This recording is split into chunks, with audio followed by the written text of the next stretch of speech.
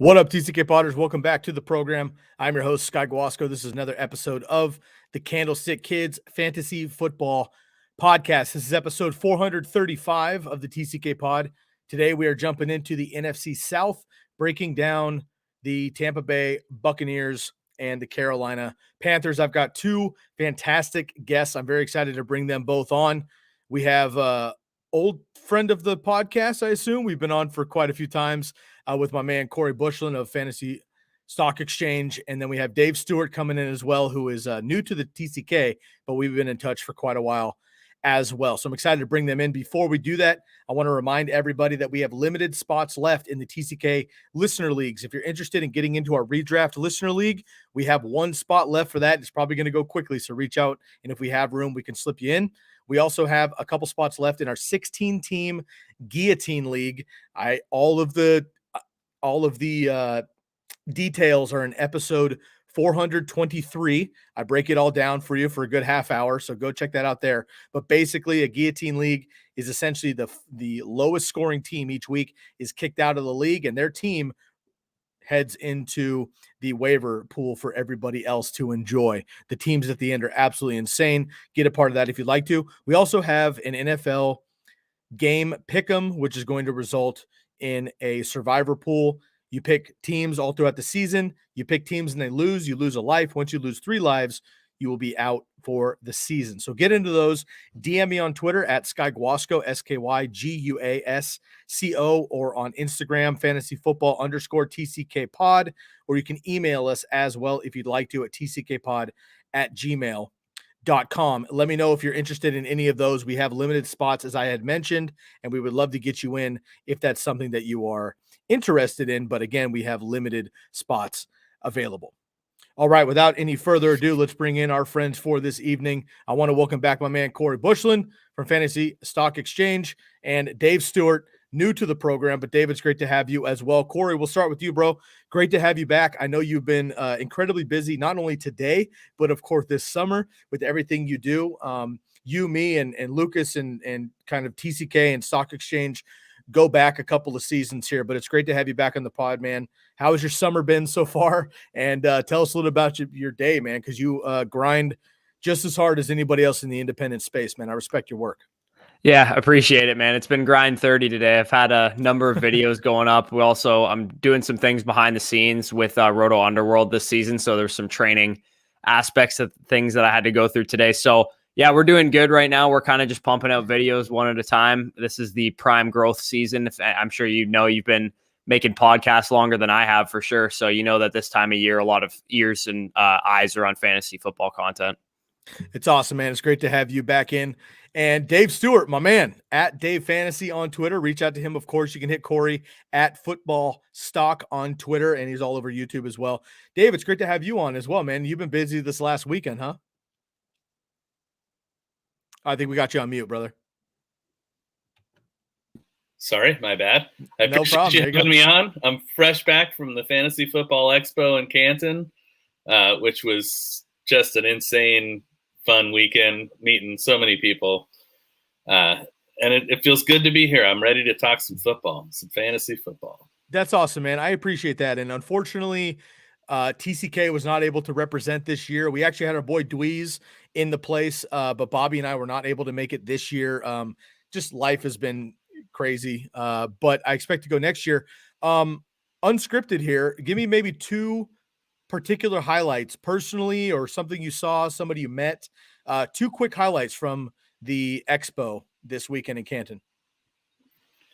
Oh, wow. It's hard to narrow it down to 2, but one of the cool things is a lot of the people who are the quote unquote big shots in this industry are just regular people and so easy to talk to.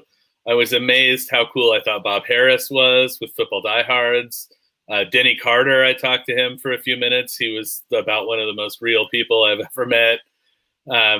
It was just cool to get to know people and talk to people that you think are like these, well-known people. And I mean, they are well-known people, not to detract from them, but it was just really cool to have personal conversations with those people and realize like they're easy to talk to and they like to talk about football. This is why they do it. So that's so awesome, man. I've been a musician for a very long time outside of football, and they say not to meet your idols, but I've been blessed to play with a lot of people I've looked up to playing music for years. And, it doesn't always work out. Some people are not who you want them to be, but more often than not, they are. And once you create that connection, have a handshake and a hug, and you're like, man, we're family now. The relationship just blossoms from there. So that's really special. I'm glad you were able to do that. And TCK will be out in full force in 2022. All right, gentlemen, we got a big one tonight. We are just 4 teams away from wrapping up our summer-long series of team previews. We've done every single team in the NFL, deep, in-depth analysis. We've had guests on for nearly every single one of them. Very excited to wrap this up here. We got the Buccaneers tonight on Corey's side, the Panthers here. Dave is going to break down, and of course, I'll be somewhere in the middle. Corey, let's kick it off with you, brother. Obviously, if anybody watching on YouTube here, looking right behind you, you got, Winfield, Rondé Barber, you got Tom Brady, Mike Evans, you got a Ridley, a Taylor. I mean, you're clearly a Bucs fan here. So why don't you break us down? We'll start up at the top with Sir Brady, and per usual, break it down for us. No big surprise with Brady, but break it down for us real quick, and then we'll get Dave's perspective and get rolling, man. Why don't you kick it off for us? Yeah, and I feel like Tom Brady is still one of the more undervalued quarterbacks in fantasy right now. And it's hard to say that about Tom Brady because he's probably the biggest name in fantasy football because of who he is and because he's the greatest quarterback to ever lace him up. But he's a guy that a lot of people are undervaluing right now. I see routinely guys like Jalen Hurts, Joe Burrow, some of these guys that have rushing upside, quote unquote, go over a guy like Tom Brady. And it's simply by the fact that we know Tom Brady doesn't run the ball. And I think the overlooked thing about Tom Brady is just how high his passing ceiling is in this offense. We know that he is the best 3 stack of wide receivers in the NFL with Godwin, Evans, and Antonio Brown. And a lot of people will hold it against him. Well, he threw 40 touchdowns, nearly 5,000 yards last year, and he still couldn't finish higher than quarterback 9 in fantasy. But when you actually look at it, quarterback 9 in fantasy last year was 21.87 points per game. And that number specifically would have been the quarterback 1 in 2017 and in 2013. So last year was more so just an outlier year. The fact that we had 9 quarterbacks or 10 quarterbacks finish with over 20 fantasy points per game. It's no slight to Brady. He's in the second year of Bruce Arians' offense, an offense that notoriously is hard to play well in your first year. And he came out and threw 40 touchdowns and nearly 5,000 yards. He has his offensive line completely coming back, full continuity on that offensive line. Like I said, Antonio Brown was only on the team halfway through the season last year. Evans came into the season with a hamstring injury. Godwin broke his finger and had a bunch of lower body stuff as well. Gronkowski, another year back in the NFL after a year off. I think the whole offense just screams continuity. And it's pretty hard for me to get a bet against Brady finishing outside the top 6-7 quarterbacks this year in fantasy. I love it, man. Continuity, hit it on the head. Bobby Lamarco, my co-host, constantly mentions second year in a scheme, which you'd mentioned with Bruce Arians, and also the continuity. And you didn't even mention OJ Howard coming back and bringing in Bernard as well from Cincinnati, who may or may not be the current version of the quote unquote James White. So very excited about Tom Brady. And I agree with you. Now, with the rushing upside is a thing now in fantasy football. But Tom Brady, Aaron Rodgers, Ryan Tannehill even are those kind of guys that are still in the upper echelon, even though they don't have that huge rushing floor. Dave, quick thoughts on Tom Brady? No, I feel like that was pretty well nailed. I mean, I definitely have him as my quarterback 7 for the season and my projections. So I'm right in that zone with you. You know, I mean, Tom Brady's just done it year after year after year. And even without the rushing upside, you can still count on him to put up good fantasy numbers year in and year out. Absolutely. Corey, really quickly here. Let's take Tom Brady, Aaron Rodgers, Ryan Tannehill. Those are kind of the upper echelon, non-high upside rushing guys. How would you rank those 3? And I'll throw Matt Stafford in there. Yeah, sure. Yeah, I'll throw Matt Stafford in there as well. I actually have Ryan Tannehill ranked the highest out of those guys, and mainly due to the fact that historically when you bring in a high-end wide receiver, you typically see a bump up in pass attempts. Obviously, they brought in Julio Jones. From a practical standpoint, I look at that Tennessee Titans offense, and you think, how are you going to stop this unit, right? You got Derrick Henry, you have A.J. Brown, you have Julio Jones. And Ryan Tannehill, unlike some of the quarterbacks that you mentioned there, he does have some rushing upside, right? He gets into the end zone about 4 or 5 times a year with his legs, and he can put up 200, 300 yards on the ground. So he has a little bit more rushing upside than those guys, which is why I have him a bit higher. But I think Tom Brady is closely followed by that. And then Aaron Rodgers, Matthew Stafford's the way I have it rated. Of course, Aaron Rodgers, the big narrative against him is going to be that he's going to regress from a touchdown perspective. He threw a lot of passing touchdowns, only like 535 pass attempts or something last year. So the passing volume isn't really there for Aaron Rodgers, but I'm still willing to bet on the efficiency of the guy because he's just so damn good. And then Stafford in the new system too. Without Akers in that backfield, they should be throwing the ball a ton in Los Angeles.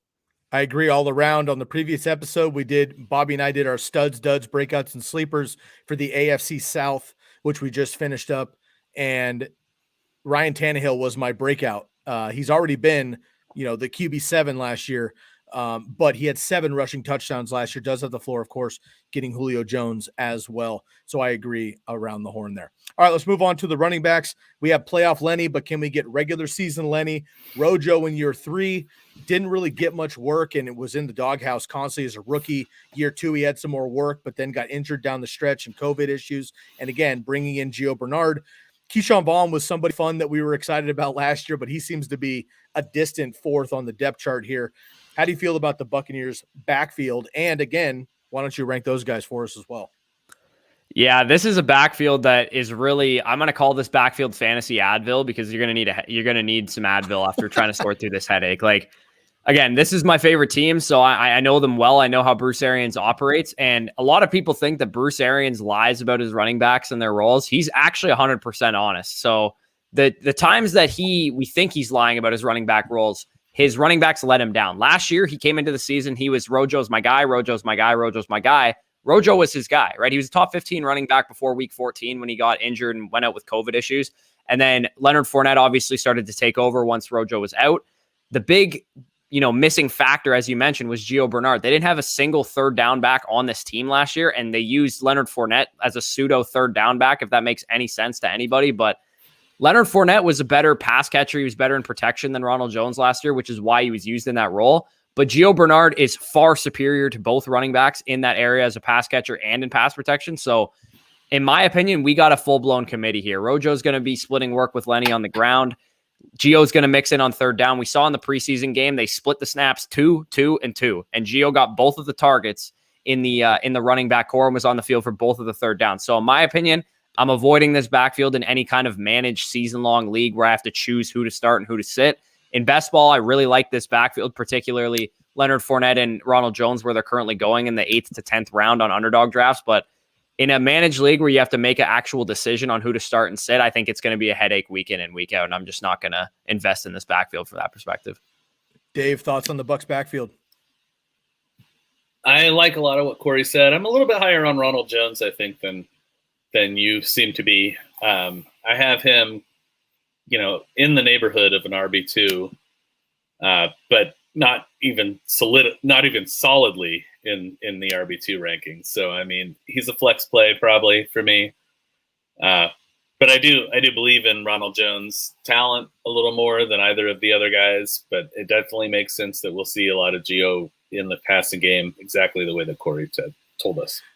The 2017 season when we saw Leonard Fournette go nuts, or 2018, excuse me, a lot of that was based on a huge target volume and also, rushing volume in Jacksonville. And then last year, it was Rojo, as you mentioned, till week 14. Lenny Fournette took over at the end of the season, and then playoff Lenny came alive. And to his credit, I mean, he was absolutely dominant in the playoffs. But again, that was fueled primarily by the just absolute workload and heavy share. We know that Tom Brady not only likes to divide the work in the passing game, but the Patriots for 20 years have usually had kind of a lead dog, but they've always had James White and maybe somebody else to split it up to keep guys fresh. And if that's the case, maybe it's Ronald Jones, Leonard Fournette to spell him, and then Gio on passing downs. It does sound like a headache. I do like the Advil reference here. It's probably a backfield I'm staying away from. But man, I'm a sucker for my man James White, so I might look at Gio Bernard in the 13th round or something, especially if I need a pass catching running back. But I don't expect James White type numbers necessarily with so many other options in this backfield. 2018, James White was absolutely electric for the Patriots, but he was the primary option that year for the Patriots. I just don't see that with Gio Bernard, but he is an option. All right, the golden nuggets here for the Buccaneers, and really maybe the most tricky situation. The running backs are going to be a mess. The wide receivers. Everybody wants Chris Godwin, Mike Evans, and Antonio Brown. I'm a sucker for Tyler Johnson in Dynasty as well, but we can leave him out for sake of conversation. We all want these 3 wide receivers. Do you go early on Godwin or Evans? If so, which one? Or do you punt those guys and go for AB, who used to be in the 10th round just a week or 2 ago? He's all of a sudden in the 8th, creeping in the 7th. He's no longer becoming a giant value. He's still Antonio Brown. We just unfortunately saw some preseason AB antics that we were hoping were behind us. They're clearly not. I'd like to get your thoughts on that, Corey, and overall, how do you feel about this receiving core here for Tampa Bay? Right. I feel like this is a very moot argument. I see people argue about this on Twitter and, all the time. It's like, oh, do you want Godwin? Do you want Evans? Do you want to take Antonio as the latest guy off the board? My answer is, why don't we pick them all? Because this offense to me is going to be top 5 in pass attempts. We have a quarterback who threw 40 touchdowns last year, nearly 5,000 yards. He's going to rank among the league lead in average depth of target. This is an offense that pushes the ball downfield. So all 3 of these guys are going to be fantasy relevant. I think all 3 of them can be top 36 fantasy wide receivers. My best bet in terms of the one that I'm taking the most is Mike Evans. And the reason is I basically invented a stat a couple of weeks ago called true target value. And the reason I like Mike Evans the most is because when you're trying to sort through wide receiver cores like this one, like the Cowboys, like the Steelers, where you got a lot of talented players and you don't exactly know how to project the targets, we assume certain guys are going to get more targets than the others, but we're not 100% sure. Give me the guy that gets the most valuable targets. And Mike Evans gets the red zone targets, as we saw from his 13, 14 touchdowns that he had last year. We also saw him get the deep targets in the offense last year. So the fact that he's getting those targets from a quarterback who is one of the, pushing the ball down the field at one of the highest rates last year in this offense, give me Mike Evans at 110 targets versus Antonio Brown maybe at 120, 125 targets, because I know what Evans can do with those targets is going to be a lot more valuable. And from a raw percentage standpoint, a non-valuable target percentage, meaning a target that was not either a red zone target, an end zone target, or a deep target, Mike Evans only had 40% of his targets, whereas Antonio Brown, 52%, Chris Godwin, 64%. So Mike Evans gets those valuable targets. And if we can kind of project these guys to all be similar in terms of target totals, give me the guy with the most valuable ones. Once Antonio Brown came in full steam about week 9, week 10, when he knocked the rust off, they were all averaging about 7.5 targets per game.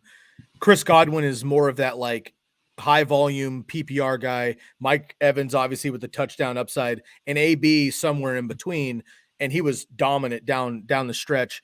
One more time, how would you rank these guys? Is AB that distant third, or is it kind of like boom, boom, boom for you because you seem pretty hyped on all 3? Yeah, I would say AB is a fairly distant third for me, because when you look at Godwin and AB, they play a similar role. Godwin's going to be the big slot Larry Fitzgerald, Hines Ward type role in Bruce Arians' offense.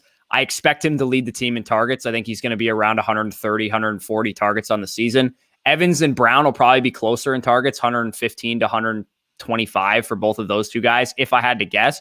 But I also could see a world where Evans and Godwin are the primary options in this offense, and they kind of use that third receiver spot because Antonio Brown is almost 34 years old at this point in his career. They're going to use Scotty Miller and Tyler Johnson, Jalen Darden. They're going to mix them into the offense. So if I had to guess, I would say that it is a pretty decent gap between Godwin from a target perspective, Evans from a valuable target perspective, and then Antonio Brown. If I had to guess, I would say all these guys are going to fit in between both of those top 2 guys in the top 20 wide receivers, and Antonio Brown in that 35, 37 range in terms of my ranking. So I'd rank them right now, Evans, Godwin, and Brown. And if it's a full PPR league, it's really close between Evans and Godwin.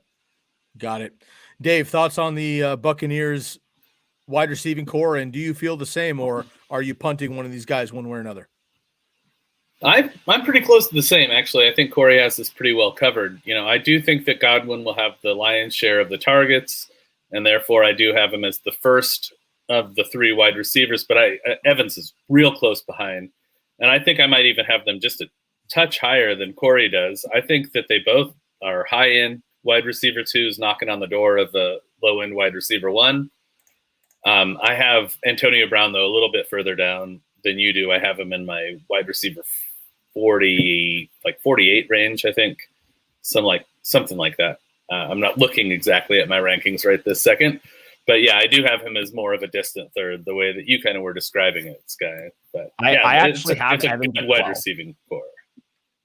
I have Evans at 12, Godwin at 15, and I have Brown at 37. So I said top 20. I didn't know exactly off the top of my head where I had them. But yeah, I have Evans at 12 because like I said, those valuable targets, the efficiency of this offense, the fact that he is the primary red zone threat for one of the greatest quarterbacks in the red zone of all time, and the fact that this offense is going to be probably a top 3 scoring unit in the NFL. And it's one of those rare situations, and I think the Cowboys are also that case this year, where you're going to get an efficient quarterback and an efficient offense with a great O-line, great play calling, great coaching, and also a high volume situation, because usually it doesn't match up where usually sometimes offenses are so efficient they don't need to throw the ball as much. That's not going to be the case with Tampa because, I mean, we talked about it with the running backs. It's kind of a mess back there. So I imagine even with the defense that they have, they're still going to be a very pass-happy team. I've got Mike Evans at 14. I've got Godwin at 20 and AB at 32. And Godwin's further down, I think, than most people, just because, again, I know the volume will be there. But in the red zone, I went through all of this last year in my head too. And in my head for Brady, he had Edelman forever, right? Godwin's the Edelman in the Brady scheme, not in the Arian scheme, but in the Brady mindset.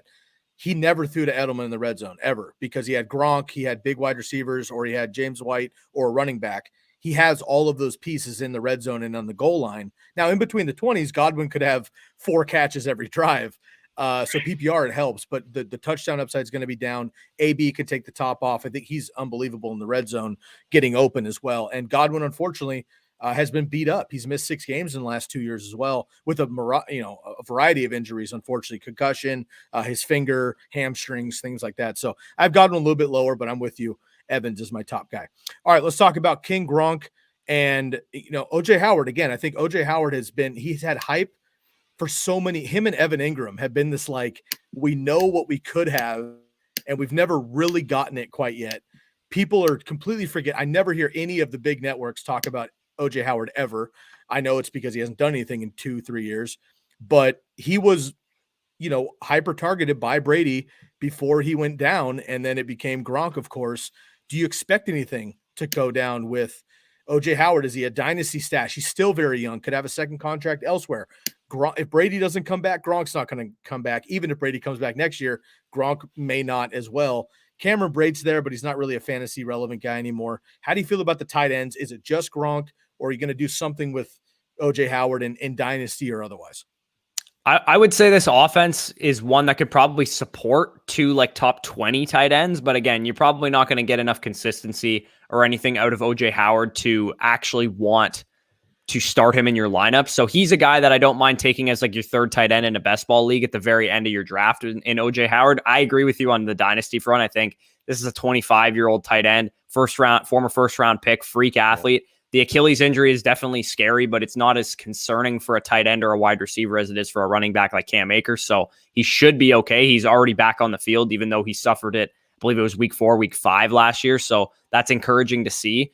And he's definitely going to be a big test subject for a guy like Cam Akers to see a young player come back from it. But overall, Gronk's the guy in this offense. I think he's going to be the guy that runs the most routes. He has the red zone connection with Brady, so I think he could definitely have, spike weeks in terms of, if you think of Jimmy Graham a couple years ago when he was on the Seahawks and he had like 10 touchdowns, but he only had like 500, 600 yards, I believe. I think that's about the type of ceiling that you're looking for with Gronkowski. So I don't think Gronkowski's a guy that I don't mind grabbing, but I think I would grab an upside tight end to pair with him. So if you're going to grab Gronkowski, I wouldn't just grab him and think he's going to be your tight end all season. I would grab a guy like Cole Kmet, guy like Irv Smith, maybe anybody later in the draft that has some upside, Jonnu Smith or something like that, just to see if you can kind of interchange those tight ends week over week. And I think this absolute ceiling for Gronkowski is like a top 7, 8 tight end. And if Kmet, if Jonnu or Irv Smith hit their ceilings, they could probably fit in a little bit higher than that. So I think that's a decent, if you're going to fade tight end, I think it's a decent strategy. Gronk and Jared Cook are 2 veteran guys that I find myself grabbing late in drafts. Yeah. Troutman, Everett is another guy that I'm looking at. Evan Ingram has fallen all the way down at this point as well. It doesn't take much for a tight end, right? I mean, Gronk could have 5,500 and 5 or 6, and he's going to be top 12. That's not week winning or not league winning, but it's good upside there in general. And although the burst might be gone or hampered because of the Achilles, we do know that OJ Howard is extremely athletic, and we just need to see. We saw glimpses with Jameis Winston just a couple years ago. How do you feel about the tight ends really quick here? We do have a question The Chosen Rose has a question for us, guys. I'll get to in just a second. So Chosen Rose, hang on the line here. We'll get to you in just a second before we get into the Panthers. But Dave, quick thoughts on the tight end situation with Gronk and or OJ Howard in a dynasty league. Are you taking a risk? Are you stashing him, or have you seen enough? I'm 1,000,000% stashing OJ Howard in a dynasty league, but I think you just said 550 and 5 for Gronk, which is almost precisely what I have him projected at. Nice. Which was funny just to hear you say that. I have him projected for 69 targets because how could you not? It's Gronk, Sure. 69 was the perfect number for him. So, but yeah, I think, overall, I think that he's going to get about half the tight end targets on the team. I've got OJ Howard for maybe like 35% of the tight end targets on the team, and the remainder will basically go to Cameron Brate, maybe a couple of red zone targets for Cameron Brate. That's sort of where he's made his hay throughout his career. But yeah, I definitely think that OJ Howard's worth a stash in Dynasty. I like it. And again, Tom Brady wants fresh bodies out there, and maybe, Gronkowski has been all world, and George Kittle and Kelsey, these guys are who they are because they're great pass catchers. But in fantasy, we don't care about this. But the reason they're as good as they are in NFL circles is because they're also elite blockers. Gronkowski is one of the best blocking tight ends of all time, not to mention what he does catching the ball. So having him on the field in red zone positions, third downs to protect and stuff is massive. And running two sets right there, OJ Howard and Gronk each on the field at the same time is going to be massive there. So I agree, stash OJ Howard and look at Gronk. I mean, why not? In best ball, at least, he's a good guy to stash. Yeah. Okay, guys, before we take a quick break, I'm going to pay some bills here with some sponsors. But before that, we do have the Chosen Rose, who has chimed in here. I'm going to bring the question up on the screen. I'll read it out to you guys really quickly, so for the podcasters have an idea of what we're talking about. I'm also going to go over some quick NFC ADP, up to the minute ADP, to give us an idea about this question. And then Corey, will start with you with your answer, and then Dave will go to you as well. All right, Chosen Rose. I'm the 12th pick in a 12-team league. I have no clue who to pick at 12 and 13 on that turn. I don't want a wide receiver. I'm thinking of two choices. I have two running backs, or a running back and a QB, maybe an elite tight end as well. I'll just throw it out there. Is Eckler and Gibson or Najee Harris, Mahomes, are those some of the guys that you want to look at? Let me throw out some ADP before we get into this. Currently for NFC high stakes ADP in the 12th turn there, it's roughly Eckler, Aaron Jones, Saquon Barkley, Stephon Diggs, Nick Chubb, and Antonio Gibson and Najee Harris going in that general area. I will throw out there that I'm looking at PPR. Chosen Rose, I'm looking on here, does not mention if it's PPR or not. Let's assume it's at least half PPR. Doesn't want a wide receiver. Too early for a quarterback. Didn't mention it was super flex either. So let's go with single quarterback, PPR. How are you feeling about on that turn, Corey? Yeah, so we actually, just a quick plug, we actually just put out our top 10 running back rankings. 11 through Beautiful. 20 will be out tomorrow. So if you are dead set on a running back, I highly encourage you to go check out that video. At the 12-13 turn, you should be able to get some of those back-end top 10 guys, given the fact that Kelsey, Adams, Hill, some of those wide receivers are going to go ahead of your pick and should push some of those running backs down the board. So currently from 7 through 12 at my running back rankings, I have Aaron Jones, Ezekiel Elliott, Antonio Gibson, Najee Harris, Jonathan Taylor, and Austin Eckler as my running backs, and then Nick Chubb immediately following those guys. So that's the order of the running backs I would go. What you're probably going to be looking at, I'd imagine Zeke Elliott and Aaron Jones probably off the board. So if you can start your draft, Antonio Gibson, Najee Harris, and Jonathan Taylor, any two of those three would be great to go at the back of that draft. Like Sky said, though, if it is super flex that throws a wrench into it, you can definitely go quarterback there. But in a single quarterback, it's a little early for Mahomes or Jackson or whoever you're looking for. Dave? Right. Yeah, I can't take a quarterback there if it's not a super flex league. But I would absolutely geek out if Austin Eckler was available for me at the turn. I actually have Austin Eckler as my RB3 on the season. I'm probably one of the most bullish on Austin Eckler. So I would lose my mind if I could get him there. But yeah, a lot of the other guys, Gibson, Najee Harris, those are beautiful picks. Aaron Jones at the turn would be really good. There's a lot of RB value to be had at that time. So I've got Eckler at 6. I love the 3 pick. Damn, that is definitely bomb banana level spicy. Absolutely. I've got him at 6. I like this a lot. I will throw one more wrench here and we'll move in. Let's assume Kelsey's gone. would you guys regular, not tight end premium, regular tight end, would you consider Darren Waller with that second round pick or a George Kittle? Are you an early tight end guy? Because with that 12-13 pick, you have another 24 until you pick again. They're both probably going to be gone in the second, third round. Kelsey's going to be gone for sure. Also, they mentioned they don't want a wide receiver, but I'll throw out there Tyreek Hill could fall, Stephon Diggs, Nuke Hopkins. I mean, Ridley, Metcalf, Jefferson, A.J. Brown. You have anybody you want there, the pick of the litter. But would you consider a Darren Waller / George Kittle or one of those top wide receivers? Or are you strictly going with that back-to-back running back? Let's make it 15 seconds or less, Corey. I have Waller as my 24th overall player, so no, I would not pick him that high. As much as I think he is a huge advantage at the position, I can't pass on potential stud, legendary upside workhorse running backs like Gibson, like Harris, like Taylor, like Eckler, and some of those other guys. So I wouldn't personally take a tight end that high. Dave? I wouldn't take a tight end that high either. I mean, the only one that I would take at the turn would be Kelsey, but I agree it's likely that he'd be gone at that point. Although, if I could get Stephon Diggs there, I'd consider a wide receiver for sure. Yep. They did mention, I don't want a wide receiver. It's in the question, so I'm leaving it out. I skipped it because of that. I also would go high upside running back, Gibson, Mixon if he falls, in my opinion, Aaron Jones, Eckler, even a Chubb, Najee Harris, whatever. And I would go top end wide receiver, but I get it if you want to go double running backs. But unless it's a super flex, we're all going to pass on quarterback and looks like tight end as well, unless, of course, Kelsey falls. But at this point, he's a top 6 pick in PPR, right, which is insane. Right. All right, boys, let's take a quick pause. I appreciate it. If you're just joining in, I have Corey Bushland coming in from the Fantasy Stock Exchange and my man Dave Stewart as well coming in. And we are talking Buccaneers and Panthers. Bush just laid it down with the Bucs. Always appreciate your work, my man. I'm going to take a quick break, pay some bills. You guys get a quick water break. I'll kick you off. We'll come back in just a couple seconds and knock out the Carolina Panthers.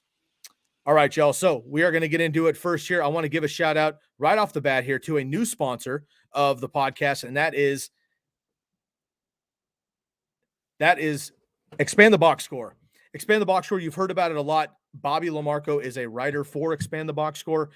This is incredible. This is an advanced statistics website that we have access to. Great sponsor of the program. We have the promo code TCK per usual. You get $5 off. They're offering this for $25 for a year subscription of analytical breakdowns and advanced statistics. You get $5 off, so it's $20 for the entire season.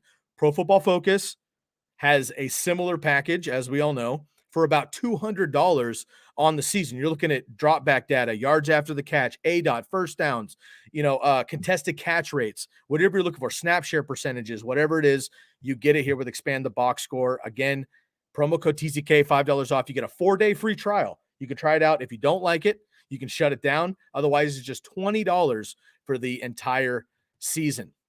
Next up, I want to give a shout out, of course, to the Jersey Jungle. It's official. My order is in the mail. I will be doing an unboxing for you early next week. When I get my jerseys, I'm very excited about it. Jersey Jungle on Instagram, DM them at the Jersey Jungle. Use the promo code TCK to receive 10% off of 1 or 2 jerseys, 15% off of 3 jerseys. Once again, if you're new to the program, these are authentic jerseys that you find on NBA, MLB, NFL.com, NHL.com. Same exact replica jerseys. They're just half the price. All right, half the price. This is not a scam. These are not from overseas. These are not the shitty kind that come off in the dryer. These are stitch and twill, high-quality jerseys. Any sport, home or away, retro throwback. They have camo versions. They have commemorative versions with patches and things on them. Rookies for the NFL are starting to come out as well. You got the MLB is starting to get into playoffs. Just got done with the NBA season, NHL, if that's your cup of tea as well. Hit up the Jersey Jungle. My man Trenton will take care of you. DM them on Instagram. That's where they handle their business. The Jersey Jungle. Tell them TCK sent you. 10 to 15% off of your order. And finally, we have Red Zone Draft Boards. Draftwithredzone.com. TCK for 10% off. If you're new to this one and you're doing a live draft this season, you have to check out Red Zone Draft Boards. You get a 3x5 draft board. 20 teams 20 rounds deep, 14 teams available. You get all the color coordinated playoff and team sheets, of course. You got green, blue, red, purple, yellow, all color coordinated for your positions. So when you look at the board, you can tell who's got this many receivers, running backs, tight ends, whatever it is. They have a ring that's about a $50 value by itself. You get that included here. You also have some smack talk boards. You get putty for the wall so you don't rip it off with duct tape. You can check out draftwithredzone.com. Red Zone draft boards, draftwithredzone.com for your live Red Zone draft kit. Once again, hit up Expand the Box Score, Jersey Jungle, and Red Zone draft boards. All right, boys, let's bring it back here and get into the Carolina Panthers. Now, this is a tricky team. Yes. Just 2 years ago, of course, I mean, look, we'll get into Christian McCaffrey, obviously we have to. But Christian McCaffrey's in a league of his own, and he kind of breaks all of the metrics.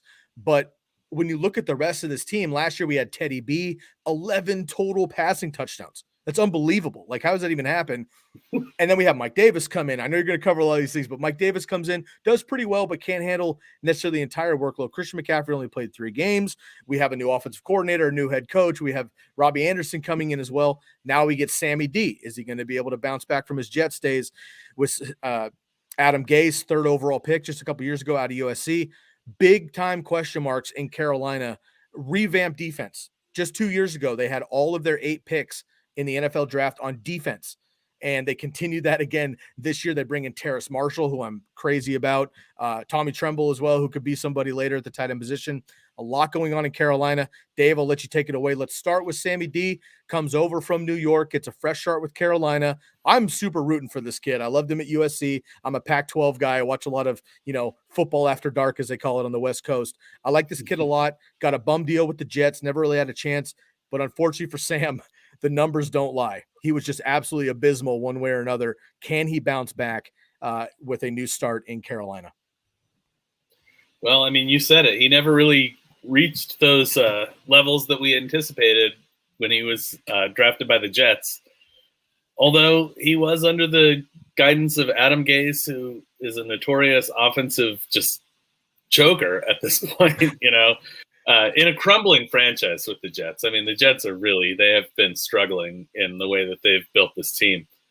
But I do think that Sam Darnold makes a little bit of a comeback this year. I think he breaks all of his career highs in passing categories. And I may actually underbill him a little bit as a rusher. I mean, he's certainly no Lamar Jackson or anything, but he can move. He can move a little bit. He can scoot out there, and he should be able to get maybe 300 yards rushing on the season, something in that ballpark. But I think, his peak his touchdown peak has been 19 so far. I've got him for 25 touchdowns this year, so I think that bumps it up a little bit.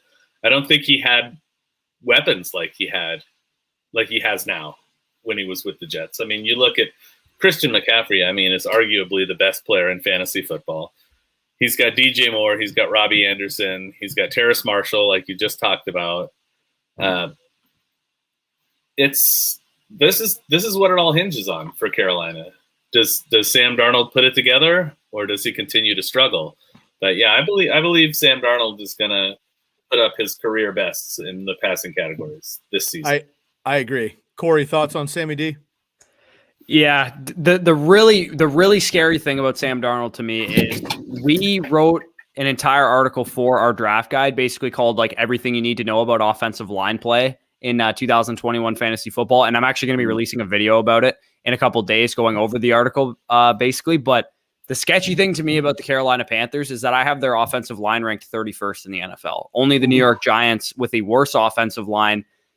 I don't see any above average starters on that unit. And Sam Darnold is not a guy that thrives under pressure. He's a guy that panics, he's chaotic, and creates, turnover worthy plays under pressure. So I really see a feast or famine outcome in this Sam Darnold thing. I see a Ryan Tannehill ceiling, and I also see, worse Kyle Allen, what we saw in 2019. And that's fine for Christian McCaffrey. Kyle Allen was enough to let Christian McCaffrey put up the greatest fantasy running back season we've ever seen. But Sam Darnold to me is a big time question mark. I have a dynasty share of him, so I'm hoping it works out. It works out for the guy, but he really didn't show a lot in New York, and he didn't have a fair shake. Nobody's denying that, but it's a really tough scene in Carolina, especially for protection wise. I think that's his biggest problem as a quarterback is under pressure. So if he had went to a team, like your Niners or something like that. That would have been a lot better with a better offensive line in front of them. So a little bit sketchy from the protection front. I love that you bring up the offensive line. We don't talk about it a lot in the general in fantasy football, but I am a big offensive line guy. I talk about the big fellas as often as we can. And unfortunately, you are correct, Corey. Pro Football Focus releases their offensive line rankings every single season as well. And actually, they have the Panthers one higher than you do. They have them at 30th. The Pittsburgh Steelers, unfortunately for Najee Harris, at 31. And then, of course, unanimously, the Giants at 32. So not a lot of elite running backs there with bad offensive lines. Yes, it is. We will see what happens. There's a lot of studies out there on if the running back in fantasy actually needs the offensive line. I tend to think that they do. We will seem to find out this year, but they're right there. We'll finish up on Sam Darnold here. Since 2018, Sam Darnold is top 4 in the NFL in terms of interceptable pass rate. Not good. So not in interceptions per se, but interceptable passes. 3.2% of his passes are interceptable. In 2019, that was his career season. So far, he has not played more than 13 games. That's a problem. He's got to stay healthy for a full year. Completion percentage, just 62% career high. That's got to go up to 65, 67 minimum. 3,024 yards in 2019, 19 touchdowns, as Dave mentioned, 13 picks. And then he has a career high last year, actually 217 yards. So if we just kind of ballpark some numbers, giving him up to 65, 67% completion percentage in 15, 16, 17 games played, get him 25 passing touchdowns, keep him at about 12, 13 interceptions, give him that 300 yard floor of rushing. I like that. And maybe 3 rushing touchdowns that could boost him hopefully to, I don't know, quarterback, 25 to 21, potentially, depending on how everyone else feels out. So he's not somebody I'm looking at in single quarterback leagues, but I wouldn't mind having him as a QB3 and a super flex because this upside with Joe Brady from LSU, we saw what they did in the national championship with Burrow. And then, of course, Matt Rule, who lit it up at Temple, and nobody follows Temple, but then he did it at Baylor as well. Reunites with Robbie Anderson, of course, which we'll get into. But this offense should drive the ball further downfield. They had no Christian McCaffrey, and they had Teddy Bridgewater, who's a fine NFL quarterback, but does not push the ball downfield. That could change, hopefully, this year with Sammy D. All right, let's move on here. Now, we're going to have some fun with this one because we got to talk about every player. It was kind of like when we talked about like Mahomes and Kelsey and Hill. We got to talk about him. Let's have some fun. Talk about Christian McCaffrey here for a second. He has managed to score 25-plus fantasy points in 10 of his last 19 games. He has also scored fewer than 19 fantasy points in just 2 games in that stretch. Last year, of course, he only played 3 games, but he averaged over 30 PPR points in those 3 games. 2019, though, 1,387 rushing yards, 1,005 receiving yards, the third player all-time to rush for 1,000 and receive 1,000 yards, of course, far and away running back number 1. Pop quiz, gentlemen. Who was the first running back in NFL history to Roger rush? Craig. Yeah, I know this. The other one was Marshall Faulk. Yes, I knew this too. I just had to Corey, throw well out. done. Just had to throw out my man Roger Craig because he is terribly underrated and all. I'm a football historian. You won't. I know get you are. I know it was kind of me. cheating, bro. He's not in the Hall of Fame. It crushes my soul because he was such a huge part of that dynasty. I rest my case. Marshall Faulk, Roger Craig, the only 2 running backs in NFL history to rush for and receive 1,000 yards in a season. We'll see if that happens again this year. We'll get to you, Dave. Anything to talk about with Christian McCaffrey that nobody else knows yet? I'm not going to open anybody's eyes to anything new with Christian McCaffrey. I mean, like I said before, we know he's arguably the best player in fantasy football. He's going to be, if not the leading scorer, darn close to the leading scorer overall in your league. If you have the first pick, I would recommend using it on Christian McCaffrey in virtually any league that's not a super flex. So. I'll throw this out. Okay, we'll talk about this then, because the only actual debate you can have with Christian McCaffrey, in my opinion, is the 101 in Superflex. Do you want Patrick Mahomes or do you want Christian McCaffrey? And in Dynasty, maybe we'll mix things up too, but let's say redraft, you're on the clock, 101, Superflex. We'll go with both of you guys. Do you want Patrick Mahomes or do you want Christian McCaffrey? Dave, we'll start with you. No, if I'm in the 101 in a Superflex league, I'm taking a quarterback. It's probably Mahomes. Yeah, that sounds good for me. Bush? I'll take CMC in 0.2 seconds and not think twice about it because I'm kind of with you. Christian McCaffrey is the best fantasy asset since Marshall Faulk, LaDainian Tomlinson. He's really unmatched. That 2019 season, he had one game of under 15 fantasy points. Shout out to my Buccaneers defense. We were responsible for that game, but it's really hard to go against Christian McCaffrey. This guy was legitimately 3,000 more expensive on any DFS site that you would look at during that season. And last year, he was even better when he was on the field than he was in 2019. He only played 3 games, of course, but he scored 6 touchdowns in those 3 games. He was averaging 27 fantasy points per game. I don't care. The Panthers' offensive line is terrible. The Christian McCaffrey is a lock for 120 plus targets.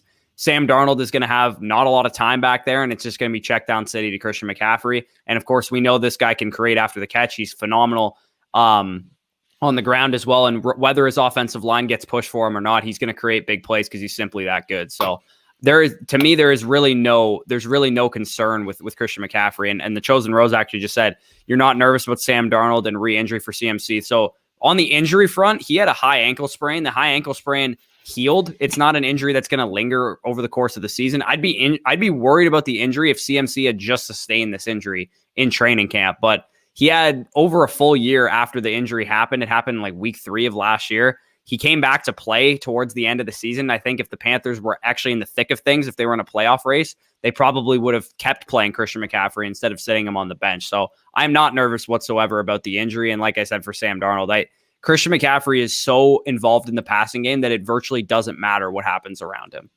I agree. My thing is nobody is Patrick Mahomes, but in a quarterback position, we've seen Lamar Jackson, Kyler Murray, Josh Allen, all those guys were over Mahomes the last couple of years. You can quote unquote replace Mahomes in the second round if you go CMC and come on the turn. You're not going to replace Christian McCaffrey, period. At that point with running backs, that's the difference in Superflex. That being said, I like the 102 in a super flex because I love my consolation prize, whichever one it is, and I don't have to make that decision. But at 101, I'm with you. I'm going to go CMC. All right, Dave, let's get into these wide receivers here. We got a fun bunch. We got Robbie Anderson, who teams back up with Sam Darnold. They had the Jets days, of course. Also, that goes under the rug a little bit here. Robbie Anderson played for Matt Rule back in Temple in college as well. DJ Moore, incredible wide receiver, but can't get those touchdowns. Just 4 total in each of the last 2 seasons.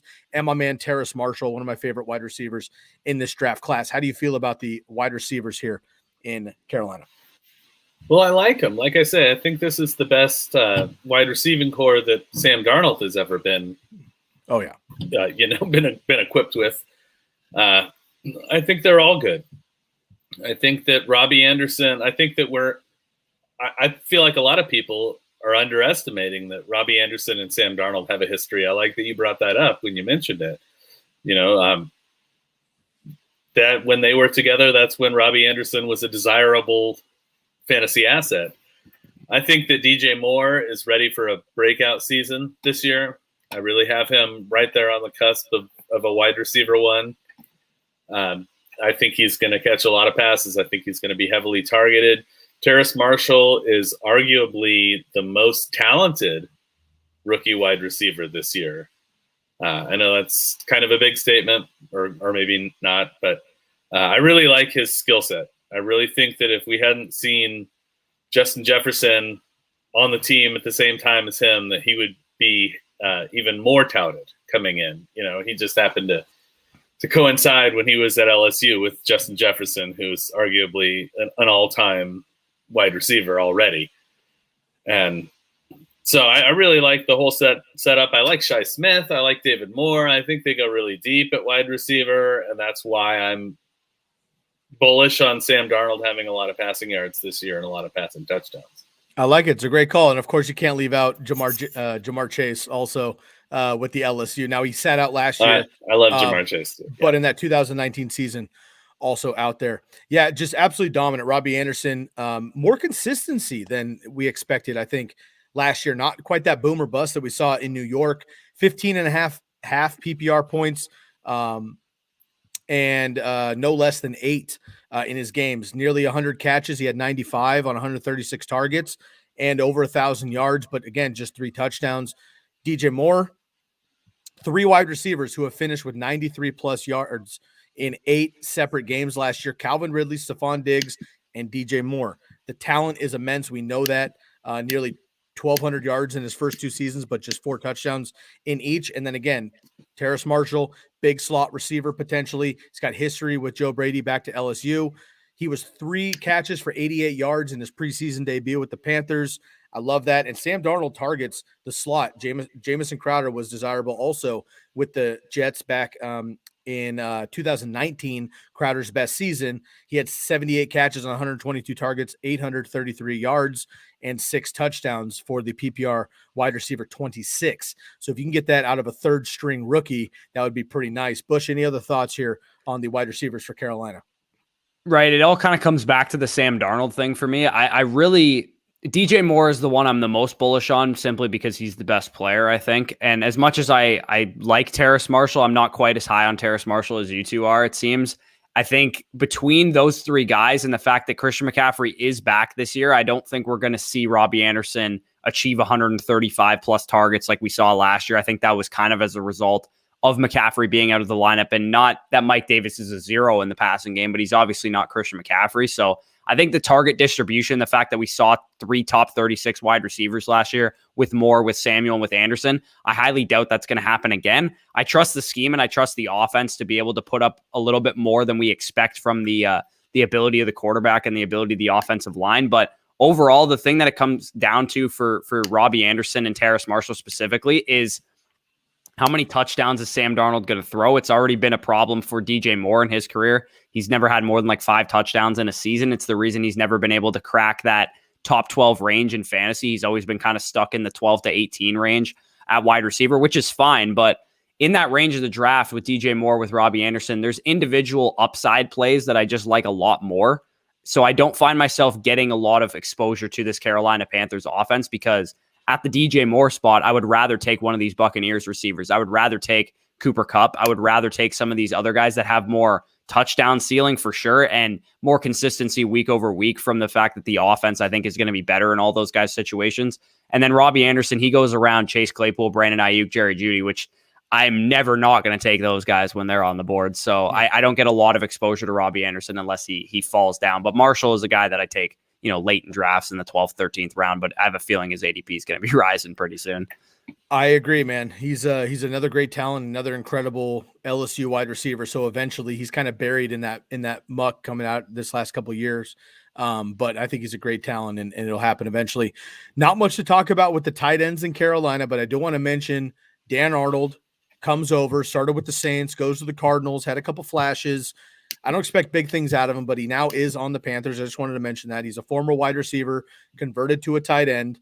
And I know I'm not into coaches speak. Anybody that listens to this show with any frequency knows that I'm not somebody that regurgitates a lot of coaching speak unless it's negative stuff, because I actually believe that shit. I don't always believe the positive stuff this year. But I do want to mention a quote that offensive coordinator Joe Brady said earlier about the tight end position in general, and it could help out potentially a late round stab at Dan Arnold. This is from Joe Brady. Basically, the coaching tree that I grew up in, the tight ends are the most important position on the field.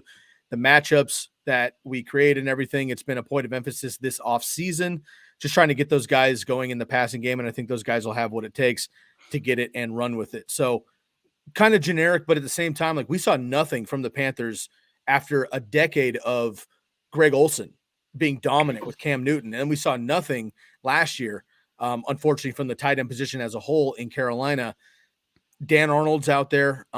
They bring in Tommy Trumbull as well. They drafted him, just kind of a late round flyer, I guess, in Dynasty or whatever. But is there anything to expect from the tight end position also in what should be a much, much, much improved offense either way this year in Carolina?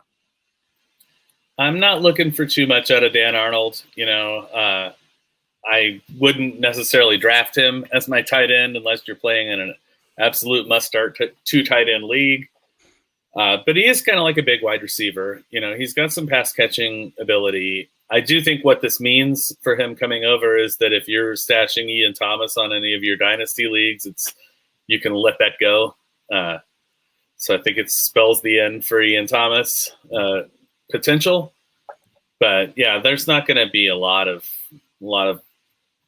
action out of the tight end position on this team. I think that Van Arnold would be doing well to get to 500 yards this season. I don't really have him projected for quite that much, but that's probably about his ceiling, in my opinion.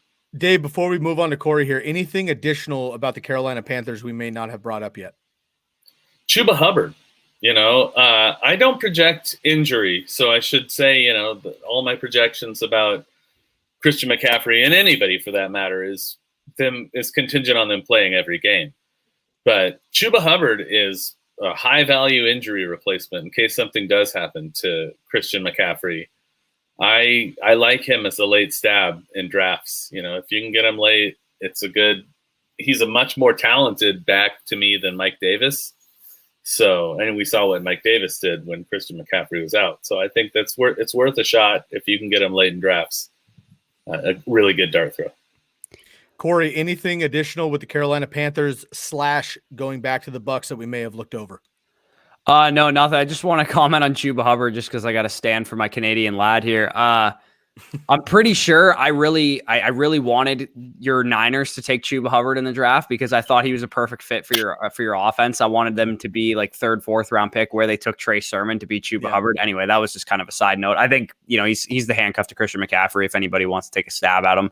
In my opinion, I don't think there's really anything else. So one thing I will say about tight ends in Carolina, Tommy Tremble's a guy that I have as a taxi squad stash on a couple dynasty leagues. He's like a 4th round pick in rookie drafts. So he's a guy that I think had a lot of physical ability at Notre Dame. He didn't really get to showcase it because he was playing behind Cole Kmet a couple of years. And then Michael Mayer, who's like a very high-end recruit, who's still there right now. He was playing behind him as well. So not a lot of production for Tommy Tremble, but he is a good athlete. So I decided to stash him. He got, 3rd round draft capital. So he's an interesting name from dynasty perspective. And of course, in the dynasty perspective, especially at tight ends, it usually takes a couple of years if your name is not Kyle Pitts to develop. So those are the kind like Adam Troutman, I stashed everywhere last year, just basically thinking Jared Cook's going to move on no matter what happens with Breeze. You're going to need a tight end in that system. And now I know we didn't see a lot in the preseason game, but Adam Troutman's one of the highest kind of sleeper breakout guys in the tight end position. And he's on my taxi squad in like 4 dynasty leagues because I got him in the 5th round of dynasty drafts, so take those stabs. Gentlemen, it's been an absolute pleasure. Bush, it's always great to have you back, man. I know you've been grinding super hard this summer. Always appreciate your time. So shouts out to you, Danny, and the rest of the Stock Exchange crew. Before we get out of here, please remind all the TCK Potters where we can find the abundance of all of your content. Yeah, so primarily on YouTube, youtube.com/fantasy stock exchange. We're doing videos pretty much every day. As I mentioned, we had top 10 running backs. We're getting through like really the clickbait content nowadays, right? It's all the running back rankings, the wide receiver rankings next week. We got the sleepers, the busts, the breakouts, all the stuff that everybody's looking for this time of year, because that's how you grow in this time of the season. Everybody's looking for the stuff that they're looking for. So we're being a man of the people. So if you guys want to check us out, you can check us out on there. If you guys want any practice drafting, you can go to underdogfantasy.com. You can use code FSE when you sign up, and you'll get an additional $25 on top of the $10 minimum that you have to deposit on there. And you'll actually get both of our draft guides for free. So if I, provided you some any value in this podcast, you can get my rankings, you can get Danny's rankings, you can get our dynasty rankings, you can get all of our sleepers, our bust breakouts, databases, strategy articles, all that stuff's in our draft guide. And you can get that basically for depositing $10 on a site that you can win money with that $10. Deposit 10, get 35. That sounds like pretty good math to me. Bush, it's always a pleasure, man. I appreciate you coming on every single time. Get some rest, my man. Make sure you hydrate over there. I appreciate you across the board, man. Take care of yourself. And Dave, my man, first time on the podcast here. You did a hell of a job. I appreciate you jumping on. I'm glad you had a great time out at the expo. I'm definitely envious of this. Please let us know where we can find all of your content too, my man. Well, if you follow me on Twitter at Dave Fantasy, you'll find all my content. I write for In Between Media. I'm a columnist there. It's at IBT_media. We also have a draft guide out with our complete projections, our rankings, our breakouts, busts, all-ins, everything. So you will definitely appreciate that if you pick that up. I'm also writing for Contender Connection. That's contenderconnection.com. and profootballmania.com. That's where you'll find me. And I appreciate anybody who wants to read what I'm writing. So that makes me happy. Both of you gentlemen are extremely busy. We are here on the TCK as well, 5 episodes per week. It's been an absolute pleasure. I appreciate you. Anyone that has not yet dialed in, make sure you follow me on Twitter, Sky Guasco, SkyGuasco on Instagram, fantasy football _TCK pod. Leave a rate and review anywhere you listen to the TCK pod and the Believe Podcast Networks. Very happy to be a part of that squad. And also, we are starting something brand new this week. We're very, very excited to drop that. Bobby and I will be with you this Saturday for some special content. Stay tuned on that as well. And you can, of course, give us a hit the bell here and give us a subscribe on YouTube also for the Candlestick Kids if you're on the podcast side. I want to give a shout out one more time to Expand the Box Score. Red Zone Draft Boards and the Jersey Jungle are sponsors for today. I want to appreciate you guys for coming on. This episode and all episodes of the Candlestick Kids Fantasy Football Podcast are brought to you by BetOnline. Go to betonline.ag or use the mobile app for all of your BetOnline services. BetOnline, your online sports betting experts. Appreciate you guys. For Dave Stewart, my man Corey Bushland, I am your host, Sky Guasco, and we are out of here.